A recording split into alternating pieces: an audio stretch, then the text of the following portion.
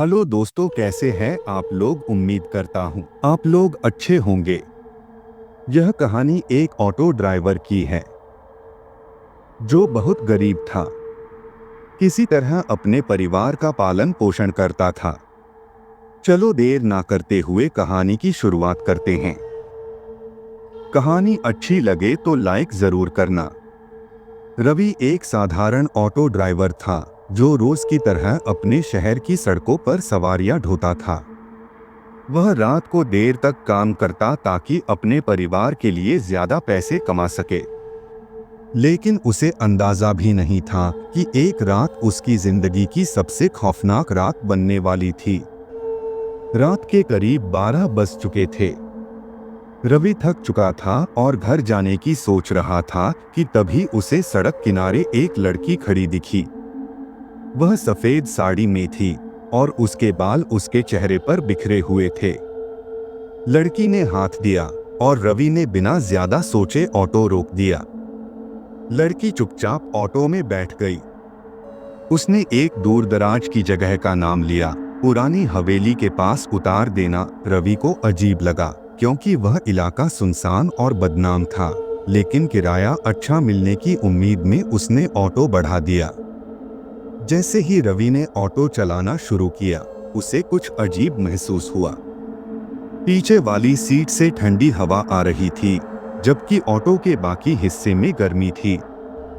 लड़की ने अब तक एक शब्द भी नहीं बोला था। रवि ने शीशे में झांक कर देखा, लेकिन पीछे सीट पर कोई नहीं था। उसके रोंगटे खड़े हो गए। उसने ऑटो रोककर पीछे देखा। लड़की वहीं बैठी थी, लेकिन उसकी आंखें काली हो चुकी थीं और चेहरा भयानक रूप से विकृत था। रवि का दिल जोर जोर से धड़कने लगा। उसने फिर से शीशे में देखा और इस बार लड़की ने मुस्कुराते हुए कहा, कहाँ देख रहे हो रवि, ऑटो चलाओ। अब तक रवि के पैरों में कंपी आ चुकी थी, लेकिन उसकी हिम्मत नहीं टूटी। उसने तेजी से ऑटो आगे बढ़ाया और सोचा कि किसी भी तरह जल्दी से इस रास्ते को पार कर ले। जैसे ही ऑटो हवेली के पास पहुंचा, लड़की ने धीरे धीरे अपना चेहरा उसकी तरफ घुमाया और फुसफुसाई, अब तुम मुझे छोड़कर नहीं जा सकते। अचानक ऑटो का इंजन बंद हो गया। चारों ओर घना अंधेरा था। रवि ने मोबाइल की टॉर्च जलाई, लेकिन सामने जो देखा उसने उसकी आत्मा तक हिला दी। लड़की हवा में तैर रही थी।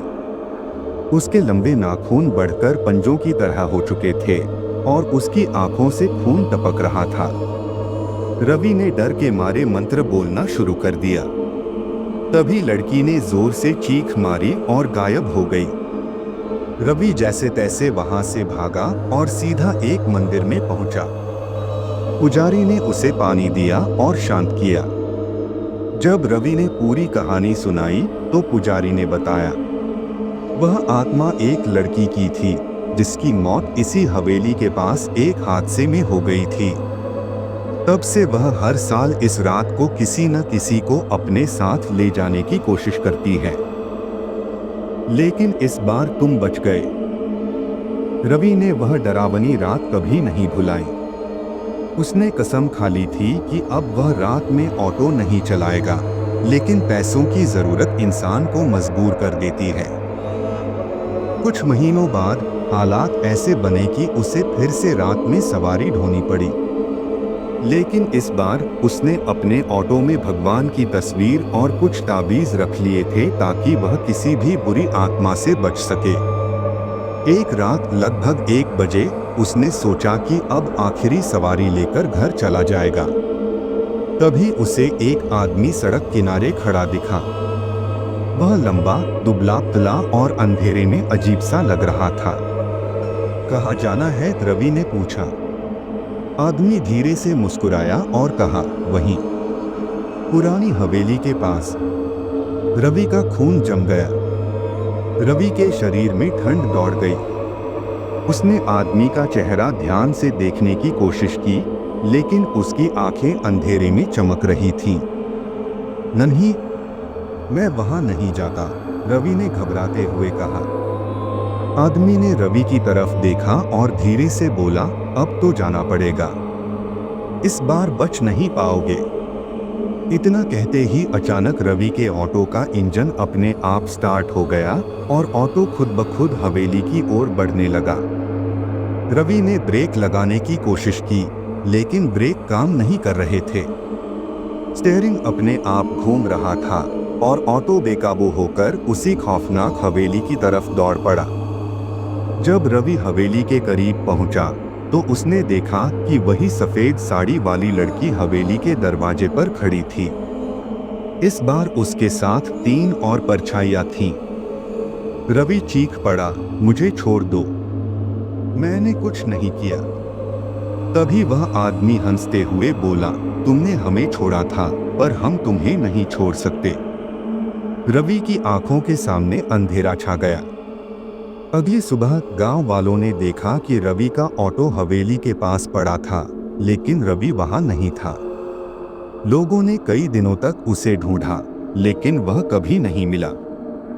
बस एक बात अजीब थी, रवि का ऑटो अब भी खुद ब खुद हवेली की तरफ मुड़ जाता था, जैसे कोई अदृश्य ताकत उसे वहां खींच रही हो। रवि के गायब होने को 6 महीने हो चुके थे। गांव वाले अब भी कभी कभी हवेली के पास ऑटो के हॉर्न और किसी के चीखने की आवाजें सुनते थे, लेकिन कोई वहां जाने की हिम्मत नहीं करता। रवि की पत्नी सरिता हर रोज मंदिर में जाकर अपने पति की सलामती की दुआ मांगती थी। लेकिन एक रात कुछ ऐसा हुआ जिसने पूरे गांव को दहशत में डाल दिया। सरिता अपने घर में अकेली थी। आधी रात के करीब दरवाजे पर दस्तक हुई। कौन हो सकता है इतनी रात को, उसने सोचा। जैसे ही उसने दरवाजा खोला, सामने जो खड़ा था उसे देखकर उसकी चीख निकल गई, रवि। लेकिन वह पहले जैसा नहीं दिख रहा था। उसकी आंखें गहरी काली थीं, चेहरा पीला और कमजोर लग रहा था और उसकी आवाज कांप रही थी, सरिता, मैं वापस आ गया।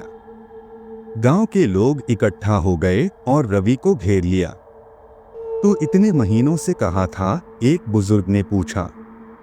रवि ने कांपते हुए बताया, उस रात जब मैं हवेली पहुंचा तो उन भूतों ने मुझे पकड़ लिया। वे मुझे अपने साथ ले जाना चाहते थे, लेकिन तभी एक संत वहां आए और उन्होंने मुझे बचा लिया। वे मुझे एक गुफा में ले गए, जहां उन्होंने मेरी आत्मा को बुरी शक्तियों से बचाने के लिए मंत्रों का जाप किया। लेकिन मैं तब तक अधमरा हो चुका था। गांव के लोग सहम गए। फिर तू बचा कैसे? रवि की आंखों से आंसू गिरने लगे।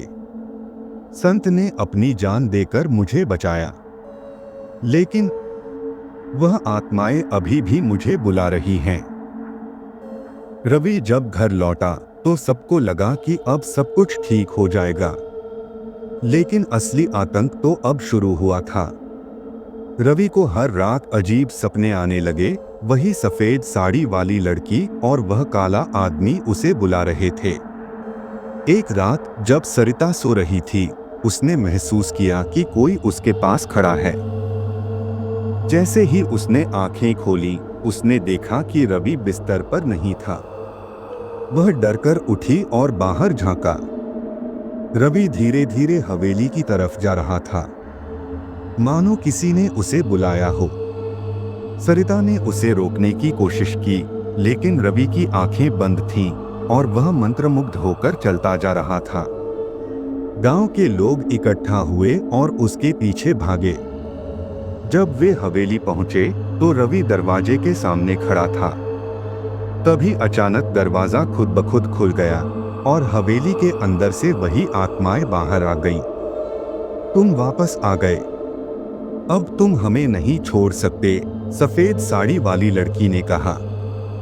गांव वालों ने मंत्र पढ़ना शुरू किया, लेकिन इस बार आत्माएं और भी ताकतवर थीं। तभी अचानक एक तेज उजाला हुआ और एक साधु वहां प्रकट हुआ। उसने अपनी माला निकाली और जोर से मंत्र पढ़ने लगा। हवेली कांपने लगी, आत्माएं चीखने लगी और देखते ही देखते एक भयानक विस्फोट हुआ। जब धुआं हटा तो हवेली जल चुकी थी और आत्माएं हमेशा के लिए मुक्त हो चुकी थीं। रवि जमीन पर गिर पड़ा। जब उसे होश आया तो उसकी आंखों से आंसू बह रहे थे। अब यह सब खत्म हो गया, साधु ने कहा। रवि और गांव के लोगों ने राहत की सांस ली। हवेली हमेशा के लिए नष्ट हो गई थी। लेकिन जब सब घर लौटने लगे तभी किसी ने पीछे से धीमी हंसी सुनी। हम कभी खत्म नहीं होते। गांव वाले सहम गए। रवि ने धीरे से पीछे मुड़कर देखा। हवेली की राख के बीच वही सफेद साड़ी वाली लड़की खड़ी मुस्कुरा रही थी। और फिर सब कुछ अंधेरा हो गया। रवि अब पहले जैसा नहीं था। जब से वह हवेली से लौटा था वह अजीब हरकतें करने लगा था। वह रात को अचानक नींद में उठकर बड़बड़ाने लगता, कभी अकेले में हंसता तो कभी बिना किसी को बताए ऑटो लेकर निकल जाता। गांव के लोगों ने गौर किया कि रवि की छाया अब पहले जैसी नहीं थी।